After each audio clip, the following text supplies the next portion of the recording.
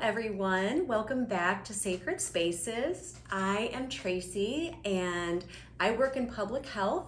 I also have a master's in human development and family studies, and I wanted to introduce to you my colleague, sidekick, and friend, Sally. Hi, I'm Sally. I'm a clinical social worker and also a certified employee assistance professional.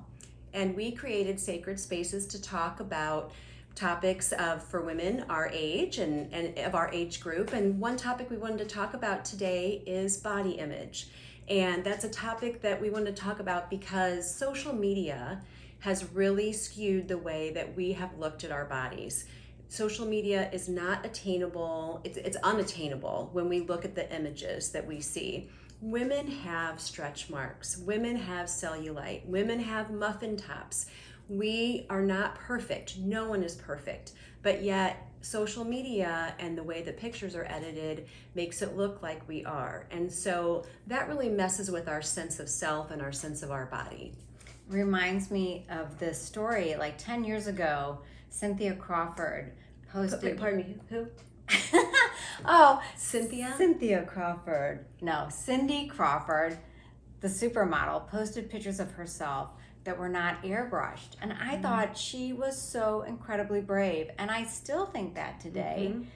But what I think is so absurd is that a supermodel, one of the most beautiful women in the world, had to be brave to post pictures of herself that weren't airbrushed. What world are we living in? Well, we're living in a world where in 1975, models were only 8% less in body weight than the average woman. And today, models are 23% less in body weight than the average woman. And who is the average woman, Sally? Average woman, according to the CDC, is about 5 foot, 3.7 inches tall and weighs around 170.6 pounds, or roughly a size 18. So that leads me to think that when we look at statistics for eating disorders, it really does relate in many ways to women who purge and who binge and even restrict eating. And there are 61% of women who restrict eating at some point in their life.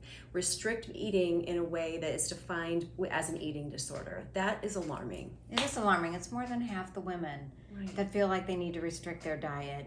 So in general, I think we've all noticed a shift in the perception of women, and over time, not just our bodies, but our faces, an increase in Botox, in fillers, in plastic surgery. There is somehow this belief that what we are is not enough and we have to change ourselves. And we have a good friend who says we're turning into the Capitol, right? Mm-hmm. The Capitol from the Hunger Games. Yeah. I haven't seen that, so pardon me, but I'll. Yeah. Yeah. So what do we do about it, Tracy? Okay, here's what we do about it. We have 6 tips that we want to give you. And by the way, we have not mastered these tips that we want to talk about to improve body image. We are still working on them every single day. So we're not giving you advice that we're not taking ourselves. So the first tip that we want to give you is to focus on your own positive attributes. And do that by journaling. We would love to see everybody journal regularly about what is positive either about their body, if you feel comfortable doing that. If not, think about your other attributes, your emotional attributes, your internal attributes, what you do for people. Because the whole point is to really internalize and to look at all of the things that we're doing that are positive so that we can really take that in and start thinking differently about ourselves. Yeah, I like that you pointed out looking at your esteemable qualities. Are you kind? Are you honest? Are you a good friend? Do you make people laugh? Right. You know, that should matter as much, if not more, than what you look like. Right.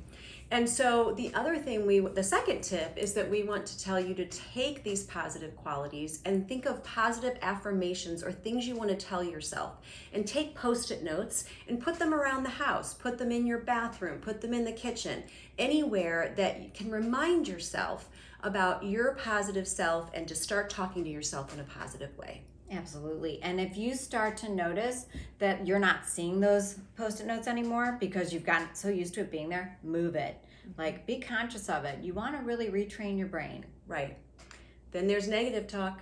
There's negative talk. It's the ugly sister of the last thing we talked about. Right. And I am very guilty of that. I am always amazed at how negatively I talk to myself. I say things to myself I would not say to my worst enemy. Me too. Yeah. And one of the things like I used to always do to alter my appearance was straighten my hair. I hated my curly hair. And I would do keratin treatments and basically, what a pain in the butt, right? Constantly having to do that. Now, straight hair is beautiful, but I don't have it. So I decided I'm going to start wearing my hair curly. And over time, I've liked it more and more. I feel like it really represents my personality. It's who I am, Yes, and it's beautiful, and I'm so glad that you stopped doing that because I think it's beautiful. Thank you. Because frankly, if someone doesn't like your hair and it's the hair you have, then tell them to get to stepping. Because get to stepping. Someone else will like it. Trust me. Well, another tip, that's correct. Another tip we have is to focus on what your body can do, not what it can't do. So one tip I have is I have been practicing yoga since about April. Again, I've practiced off and on. So when I started, I wasn't able to do some of the advanced poses that I could do a couple of years ago. So I had to think to myself, I need to appreciate you, body, just the way you are right now, because you're the body that's going to take me in the next few weeks to the next pose. So I want to sit here, take a deep breath, and really realize that I need to be very grateful for who I am right now, the body that I'm in right now, because it's going to take me to the next step and take me to the next goal. So that's how I try to practice, really focusing on what my body can do. Yeah, it's setting those positive health goals that have nothing to do with your weight. Exercising for me is important because I like to snowboard, I like to hike, and I'm not advanced in my age, but I'm not a spring chicken, and I want to be able to do these things long term, right? Yeah. I mean, we want to be able to use our bodies. Right. So setting positive health goals that don't have anything to do with weight can be a really good affirming activity. For example, I gave up caffeine most days of the week in the last year. It is so sad. I love coffee, right? I know. I also started eating more organic food. Not all the time because it's super expensive. But these are things that don't have to do with the number you see on the scale or the size of your pants. Right. And so a couple examples for me is that I have decided I want to move 5 days a week. That's just me. I really, really feel better when I've moved at least 5 times a week, whether that's a yoga class, whether that's walking on a trail, or taking a long walk during work with a coworker. Another goal I have for myself is to quit labeling food good or bad. I'm kind of studying intuitive eating right now, and I want to quit labeling food. I just want a healthy relationship with food and not naming it good or bad for me, just it is what it is. And that's really important for me to not spiral into guilt or shame around food. Yeah. And the last thing we would want to suggest is stop comparing yourselves to others. There's only one of you. You are completely unique. And start to love those things that you have, that spark in you that no one else has. That's right. And just to circle back to what we began talking about social media, it's just, there are, I would say, 100 million images loaded on Instagram daily. And that's a whole lot of images, and 90% of them that are done by young women are edited in some way. So they are either filtered or edited. So we're not even seeing things that are real. We are looking at things that aren't even real. So comparing yourself to something that isn't real is not going to be healthy for you.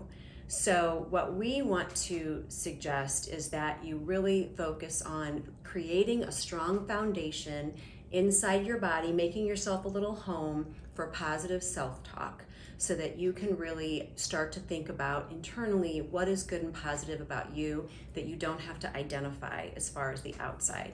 Yeah, build that house. And we always want you to have your best possible health, to know that you are worthy of all the best things in life.